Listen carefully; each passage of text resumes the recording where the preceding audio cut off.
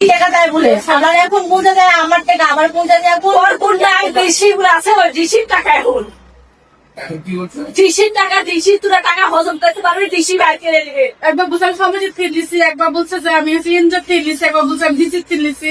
কারোর নাম বলছে না যে পুরো কমিটি কোন ডিসির টাকা ডিসি আদায় করে দিবে।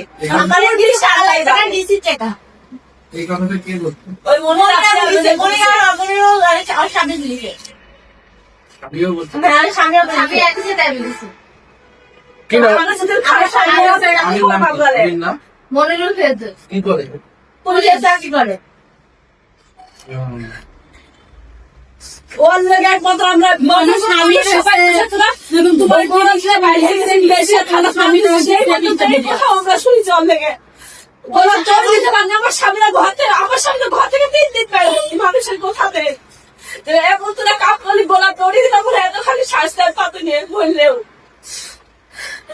তুই আমার এই সংসার খেলে সব খেয়েছে আর আমার তো বাড়িটাই তুলে দেখো পুলিশ আমি বলে কাজ ছাত্র না করে তো আমার স্বামী পুলিশে যাবো না ওগুলোর মনে শখ করছে বসে থেকে থেকে একদিন খালি একদিন শরীর মোবাইল কেন উঠে থেকে অনেক যে দিচ্ছিস টাকা দিয়েছে মানুষ ওরা কোথেকে দিলে তোকে তুই টাকা দিছিস এখন ওকে আমার নাম করে ওরা নাম বানা দিয়েছে দিছে ওরা তুই নাম তাইলে না ভাই আমরা অভাবে পড়ে পুলিশ মনির হোসেন ফেরদৌস এবং ওনার স্ত্রী মনিরা খাতুনের থেকে 80,000 টাকা নিয়েছিলাম।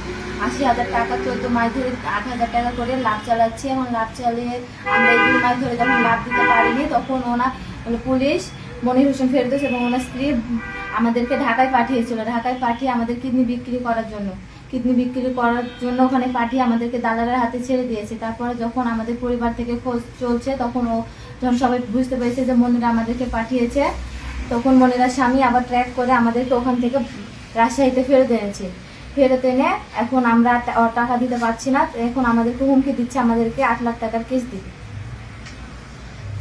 আমি মোসাম্মদ হ্যাঁ, সুমনা। ঠিক আছে। আমরা অভাবের তাড়নায় এক মহিলার কাছ থেকে টাকা নিয়েছি 1,60,000। এই টাকা দিতে পারিনি। এক মহিলার নাম কি? মনিরা খাতুন, মহিলার নাম মনিরা খাতুন, আর স্বামী পুলিশ ফেরদৌস, মনিরুল ফেরদৌস। ওনারা এখন আমাদের চাপ দিচ্ছেন যে টাকা দাও আমরা টাকা দিতে পারিনি। আমাদের বলছে তোরে কিডনি বেঁচে হলেও টাকা দিব, যে আমাদের ঢাকায় পাঠিয়ে দিচ্ছে টাকা দিয়ে।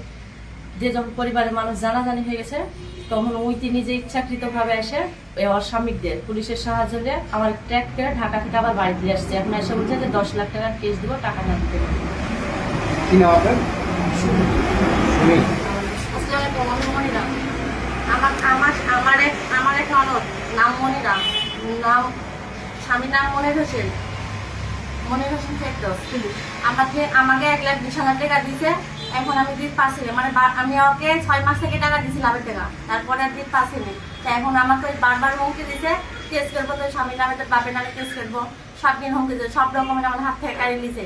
সে কিসটাম কাড়ি দেওয়ার পর এখন আমাদের সব ভয় দেখাচ্ছে, এখন কেসে মামলা দিছে। তারপরে আমরা যখন পারলাম না দিতে তখন আমাদের হুমকি দিল যে ইয়া করতে ঢাকা চলে যায়, তোরা কিডনি বেচছে। আমি টাকা দিছি, ওই আমাদের 3 জনাকে 35,000 টাকা দিছে।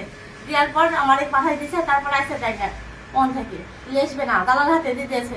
খারাপ কাজে যুক্তি তো করবে, তাই যুক্তি করার পর আমাদের তখন আমার বাপেরা সবাই বলতে লাগলো যে ওই পাঠাইছে। তখন ওই চলে আসার পরে তখন ওই আবার যাওয়ার স্বামীকে ট্র্যাক করে আমাদের পুলিশ নিচে আমাদেরকে নিয়ে এসেছে। থানাতে গেলে কোনো কেস লেগছে না।